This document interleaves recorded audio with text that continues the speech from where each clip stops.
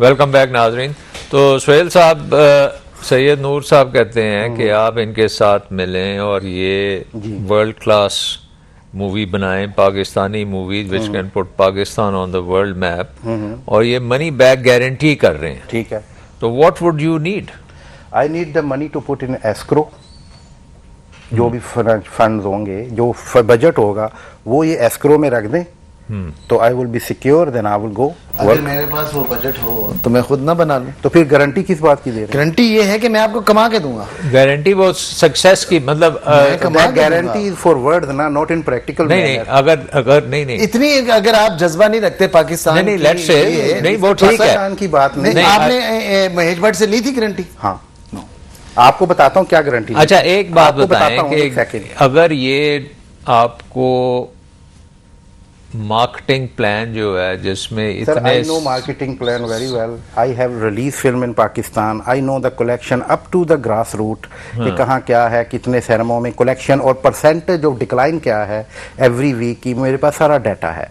सो अगर पाकिस्तानी मूवी अगर कोई अच्छी स्टैंडर्ड की आती है, डू यू थिंक कि it can reduce your risk of floating this? देखिए, फिल्म में मैं आपको आ जाएगा पैसा, कोई मैं आपको बताता हूँ ना। If I invest 2 crore for example, I need at least 4 crore collection in order to get my 2 crore back. 4 crore collection करने के लिए कितने प्रिंट्स चाहिए आपको?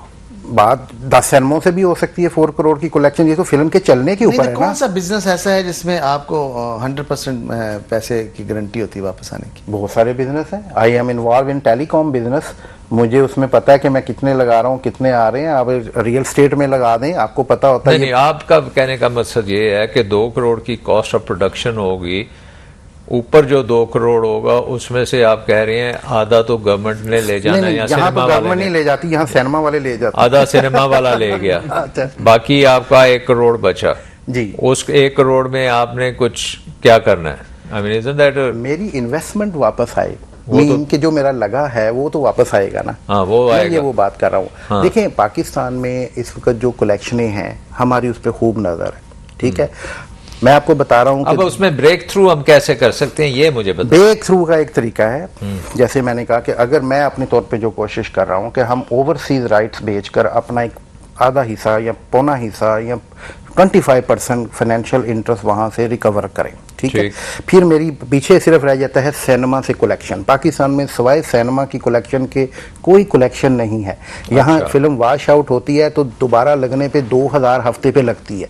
अब 2000 हफ्ते पे मैं छोटे छोटे पिंडों में फिल्म भेजने के लिए मैं तैयार नहीं हूँ। सही है, मेरी अपनी मेंटालिटी। उसकी क्या वजह है? मतलब पहले तो मार्केट नहीं है, कि सिल्वर जुबली हो रही है, वो होती थी माशाल्लाह। अब जो अगर सिल्वर जुबली होती है और हफ्ते का 5000 रुपया आता है, तो उस सिल्वर जुबली को मैंने चाटना है। मुझे उसमें कोई दिलचस्पी नहीं है। मुझे अपने एक्चुअली इस सोच ने ही पाकिस्तान फिल्म इंडस्ट्री को तबाह कर दिया है। ऐसी सोच नहीं कि नहीं, है ही कुछ नहीं, पोटेंशियली कुछ नहीं, आना ही कुछ नहीं, तो हम क्यों लगाएं? प्रूव करें ना कि आता है। ये मैं आपकी नहीं, बट इंडियन मूवीज का हार है। वो तो आपने कह दिया। और आप ये देखें, वो 6 करोड़ एक महीने में ले रहे हैं। मैं एक मजदूर आदमी हूँ शाह साहब, ये एक सरमायादार आदमी है। ठीक, इसमें इसके बावजूद पैसा लगा रहा हूँ फिल्म में।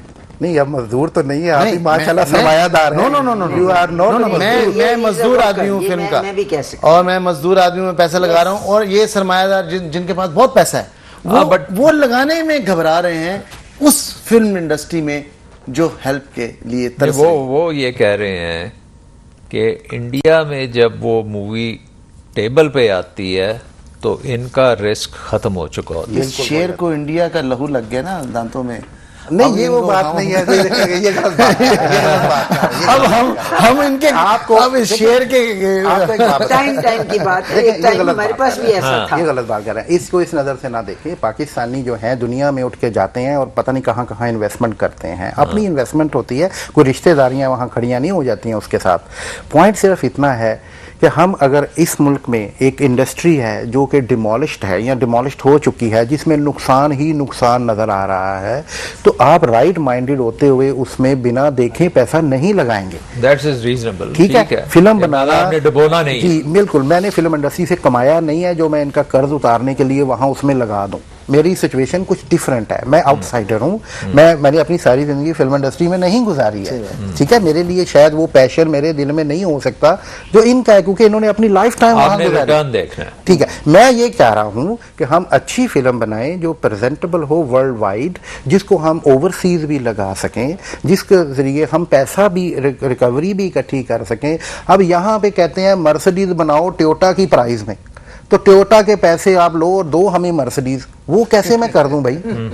आपको लेविश किस्म की फिल्म चाहिए, आप बॉम्बे से कंपेयर भी करते हैं। इंडिया में जब फिल्म आती है बनने के लिए तो इन्वेस्टर्स किस किस्म के आते हैं बीच में? वहाँ बैंक भी इन्वेस्टर है, वहाँ बैंक भी इन्वेस्टर है, वहाँ कौन से बैंक? मतलब ये बैंक ऑफ इलाहाबाद का नाम तो मैं खूब अच्छी तरह कह सकता हूँ क्योंकि मैं पर्सनली जानता हूँ कि एक फाइनेंशियली वो अदारा है। वो किस हद तक एक फिल्म को फाइनेंस कर देगा? 100% कर 100%, इसलिए कि उनको रिटर्न मिल रहा है। शाह साहब ये प्री पार्टीशन से है, वहाँ पे फाइनेंसर हुआ करते थे, बड़े बड़े फाइनेंसर, मतलब जैसे मुगल आजम प्रोड्यूसर तो क्या सब साहब थे, लेकिन उसके पीछे फाइनेंसर कुछ और थे, और लोग थे, बड़े बड़े लोग। ये वहाँ आज भी फाइनेंसर्स बहुत हैं, तो ये बहुत तो कह पैसा रहे हैं देते कि हैं। बैंक भी उसमें आ गए। अभी तो बैंक आ गए, तब बैंक नहीं हुआ करते थे इतने।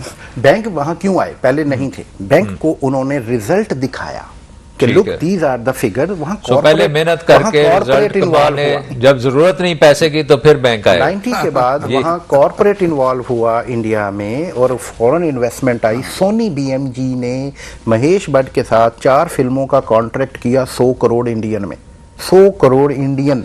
मेरी उनसे डिस्कशन हुई, मैंने कहा आप सिर्फ 20 करोड़ लगा दे पाकिस्तान में तो you will own Pakistan film industry, 10 फिल्में सिमल्टेनियस खोले, आप सब आपके लिए काम करेंगे। उन्होंने मुझसे एक सवाल पूछा, कहा how many cinema you have? अब मैं कितना झूठ बोलता, मैंने कहा 20, 25, 30 होंगे। And they look at me कि 30 सिनेमाओं से हम क्या उठाएंगे? वो सिर्फ म्यूजिक राइट के ऊपर जो जन्नत फिल्म थी उसके मैं आपको फिगर बताऊं तो आप हैरान हो जाएंगे, सोनी बीएमजी ने जन्नत के फिगर से कितने पैसे उठाए। बात वही है, यहाँ कोई फाइनेंशियल सिक्योरिटी प्रोड्यूसर के लिए नहीं है। हाल रोड पे 2 नंबर का उसका म्यूजिक बिकता है, वो बेचारा एक सीडी का भी क्लेम नहीं कर सकता। चूड़ियाँ का म्यूजिक बड़ा हिट हुआ, ये कहते हैं, सब जानते हैं, मुझे नहीं पता असल प्रोड्यूसर को कितने पैसे मिले होंगे। जो आपके वो सीडी जो है वो मिली होगी, पता नहीं 2 करोड़ बिकी होगी जाके पाकिस्तान में। यहाँ पे चोरी का माल बिकता है और आपकी आंखों के सामने बिकता है, आप कुछ नहीं कर सकते। फिर फिल्म इंडस्ट्री का तो कोई कसूर ना हुआ जी? नहीं, फिल्म इंडस्ट्री का नहीं है, लेकिन फिल्म इंडस्ट्री ने कभी भी वो रूल्स एंड रेगुलेशन को इम्प्लीमेंट करवाने के लिए कभी कुछ नहीं किया। मैंने हार रोड पे छापे डलवाए थे। फिल्म इंडस्ट्री का कसूर इस पॉइंट ऑफ व्यू से है कि इंडियन फिल्म एक ब्रांड बन चुकी है, और ब्रांड जब एक चीज बन जाती है तो उसका रिस्क खासा कम हो जाता है। पाकिस्तानी लेकिन इसमें आपका मीडिया इन्वॉल्व है, जो पाकिस्तानी चैनल इंडियन फिल्मों को इतना प्रमोट फॉर फ्री करते हैं, वहाँ फिल्म रिलीज नहीं होती, यहाँ उसके प्रोमो फ्री चलाते हैं। इंटरटेनमेंट न्यूज के अंदर आपके पास न्यूज क्या है, प्रोग्राम चलते हैं, वहाँ किसी को छींक आ जाती है। यहाँ आपका जो अखबार वाले हैं, जो प्रिंट मीडिया है, जितने शोबीज के पेज हैं 90% तो इंडियन की खबरों से भरे होते हैं, प्रमोट तो वो कर रहे हैं। डेली आपके चैनल जो घरों में देखे जा रहे हैं, जो डे नाइट इंडियन को बिकिनी में देखते हैं, हर तरह की फिल्में उनकी देखते हैं यहाँ पे, ये तो घरों के अंदर चैनल प्रमोट कर रहे हैं। शाह साहब उनको पता भी नहीं है, जिनको हम यहाँ प्रमोट करते हैं उनको नहीं पता, उनको नहीं पता हमारी यहाँ फिल्म इंडियन पिक्चर जिस दिन रिलीज होनी होती है, फ्राइडे को ही होती है, प्रीमियर होता है, उस दिन यहाँ पे टीवी पे हम वो फिल्म देख रहे होते हैं। हाँ। फिर उनको कोई फर्क नहीं पड़ता। और तो आप ये देखें कि सबसे जो बड़ी बात है, सो इसका मतलब तो ये है कि अगर आपके पास क्वालिटी है तो आप वो चीज़ बेच सकते हैं, और अगर आप बेच सकते हैं तो क्वालिटी पहले आएगी या बेचना पहले आएगा? मसला तो अभी है, पहले आएगी। अब क्वालिटी को फिर क्वालिटी पहले आएगी फिर बिकेगी, और क्वालिटी लाने के लिए पैसा चाहिए, वो फिर क्या कौन से आएगा? वो ऐसे सरमायादार मैं कह रहा हूँ कि चादर वाला हिसाब है कि पाँव या नंगे हो जाते हैं या सर नंगा हो जाता है। अब आप फिल्म बनाते हैं, आप बहुत अच्छी फिल्म बना के अच्छा पैसा लगाते हैं, अब चलो मैं ही उस पर आप इल्ज़ाम दे दें, अब आप सिनेमा में जाते हैं कि जी मैंने ये फिल्म रिलीज़ करनी है, वो आपको कहेगा ठीक है, DHA से लेके जो लेविश सिनेमे हैं, महंगी टिकट वाले सिनेमे हैं, वो आपको कहेंगे एक शो मिलेगा आपको। आप उस एक शो से अगर आपकी फिल्म अच्छी है तो क्या कर लेंगे आप उस एक शो से, कितना कमा लेंगे? और अगर आपकी फिल्म अच्छी नहीं है फिर तो वो दूसरे दिन आपको ये कह के उतार देंगे कि you are not up to mark, collection में आप अप टू मार्क नहीं है। ब्रेक लेनी है, उसके बाद मैं ये आपसे पूछूंगा कि ये बड़ा शॉकिंगली लो नंबर है सिनेमास का, और इसकी क्या वजह? आई मीन कि पाकिस्तान जिसमें 200 डिस्ट्रिक्ट्स हैं वहाँ पे आप कह रहे हैं 20-25 सिनेमास हैं जिसमें काम हो रहा है। Will take a short break.